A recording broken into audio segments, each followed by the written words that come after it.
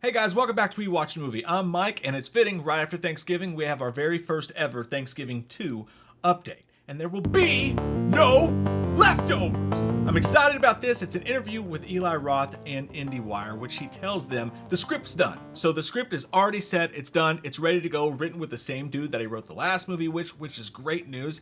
And they're in soft prep right now. They plan to start shooting at the end of this March, which means hopefully we will have a Thanksgiving 2 in theaters this November while we celebrate the upcoming holiday. That's automatically on my list of most anticipated movies of the year right there. Love the first movie. Love the idea that they're going to do this slasher movie hopefully every few years, and hopefully we get many sequels and it becomes a tradition, a horror tradition.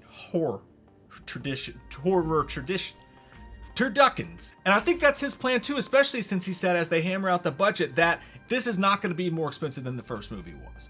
That they're not going to do the thing that sometimes sequels do, which is do an exorbitant budget. Hey, this one did well, give us more money so we can make the second one even bigger. That doesn't mean it's not going to be bigger because, again, if we want many sequels, then it's got to be a box office success. If nobody goes to see this movie, there won't be a 3, so on and so forth. So that's really smart to me, and he says it also forces them to make certain decisions.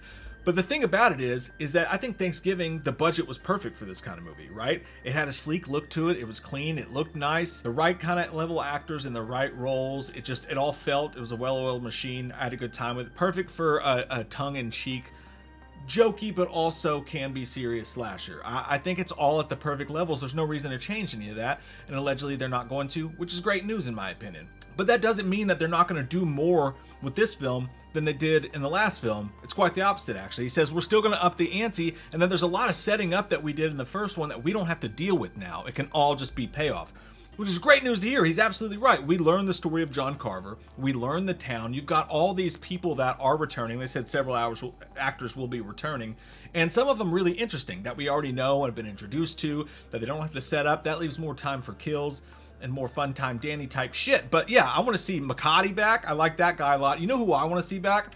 Is the Russian dad. Tell me where we're going. Florida. That's how you survive a slasher movie. Eat it. We're going to Florida.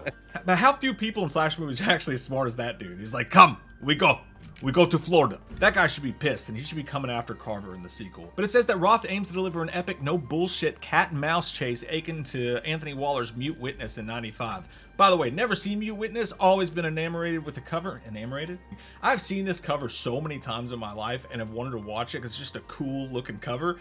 And to hear that it has Scream-esqueness to it, definitely gonna be reviewing that on the channel for sure. And so make sure you're subscribed, and also for all your Halloween, Friday the 13th, slasher, all that good stuff, all the news, everything, make sure you have the bell clicked on. Anyways, he says, I've come into stuff that's going to be a challenge, and I want it to be a challenge to pull off. And here's the best part, because if I've come up with the stuff that I think will make the best kills, then I'm going to do it like I'm never going to make another movie again. It sounds to me like Eli Roth wants Thanksgiving 2 to be his Dark Knight to Thanksgiving's Batman Begins. And I'm fucking down with that. It would have been so easy for him to say, no, okay, I'll do the Grindhouse thing from the first trailer. I know some people wanted to see that, but to take that first movie and decide to do it a slightly comedic hue and do a more updated type of thing with the Scream-esque type slashers that he's doing, especially since Grindhouse didn't do that well in theaters. It was a smart move for him to do that, and he wants to make this a tradition. He says so himself, that this is really important to him, that there's a Thanksgiving movie out there right now that people enjoy, and it's getting him to slasher movies again, and that he's just really proud to have something that could be a tradition like this. So I think they're making the right moves at the right times. I'm really excited about this. I think it's all good news. I can't wait to see Thanksgiving 2. How do you guys feel about it? How do you guys feel about all that we've heard today? I love your fucking faces, and I hope you guys have an amazing day. Live stream Tuesday night. We'll see you guys there. Oh, it's Spyglass. I'm not watching it. Hey, look, I can see a from here. So fucking stupid. What are you going to do on October 31st? What are you gonna do on October 31st? Here comes that white-faced fucker, an asshole like no other. He's a big old piece of shit. Wants to stab your sister's tits cause he's a white-faced fucker. Loomis can't recover. Dr. Challenge drunk again, sleeping with your sister's friends. Do you wanna know about the darkness? I said, God damn.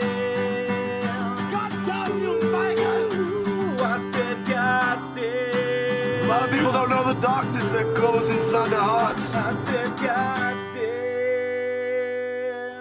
God damn you, Michael!